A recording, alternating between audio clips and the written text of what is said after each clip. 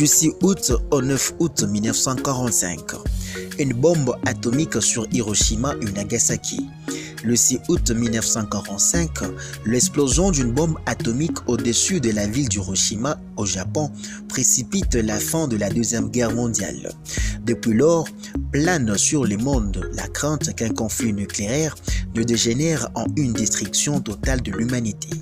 Le gouvernement américain a justifié ses précédents en affirmant qu'il aurait évité l'invasion de l'archipel et épargné la vie de plusieurs centaines de milliers de combattants américains. Bien avant la Seconde Guerre mondiale, les Américains s'inquiètent du risque de voir le nazi mettre au point une bombe d'une puissance meurtrière exceptionnelle grâce au principe de la fission nucléaire.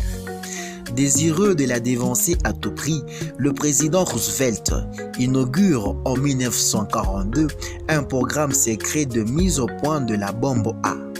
Au moment où les Américains finalisent la bombe, l'Allemagne nazie s'apprête à la capituler sans condition. Seul le Japon représente encore une menace, mais sa puissance militaire, industrielle et scientifique est bien inférieure à celle de l'Allemagne. La résistance désespérée du Japon. Dirigé par de généraux jusqu'aux bouddhistes, le Japon s'entête dans une résistance désespérée que le bombardement conventionnel n'entend pas. La simple prise de l'île d'Okinawa a coûté 7600 morts à l'armée américaine. L'état-major américain craint, non sans exagération, de perdre 500 000 soldats pour conquérir Honshu, l'île principale de l'archipel. C'est ainsi qu'émerge l'idée d'utiliser la bombe atomique contre l'Empire du Soleil Levant pour briser sa résistance à moindre frais. Le président Roosevelt meurt le 12 avril 1945 et son successeur Henry Truman reprend à son compte ses projets.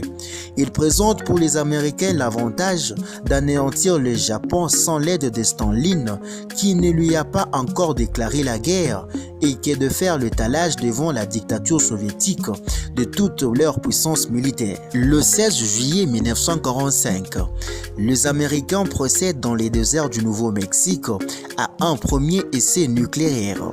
L'expérience est pleinement réussie, mais faute d'expérience, les scientifiques ne mesurent pas précisément les effets de la bombe atomique sur la population. Le 26 juillet, les États-Unis, la Grande-Bretagne et la Chine adressent au Japon un ultimatum qui fait implicitement allusion à une arme terrifiante. Finalement, au petit matin du 6 août 1945, le bombardier Enola Gay s'envole vers l'archipel nippon, avec dans la sotte une bombe à l'uranium de 4 tonnes et demi surnommée Little Boy. L'état-major choisit pour la cible la ville industrielle d'Hiroshima, 300 000 habitants, en raison des conditions météorologiques optimales. La bombe est larguée à 8h15. 70 000 personnes sont tuées. La majorité meurt dans les incendies consécutifs à la vague de la chaleur. Plusieurs dizaines de milliers sont grièvement brûlés et beaucoup d'autres mourront des années plus tard des suites de radiation. On évoque un total de 140 000 morts. Pourtant, les dirigeants japonais ne cèdent pas devant cette attaque sans précédent. Les Américains décident alors de larguer leur deuxième bombe atomique. À Nagasaki, 250 000 habitants, le 9 août, 40 000 personnes sont tuées sur les coups, 80 000 morts au total selon certaines estimations.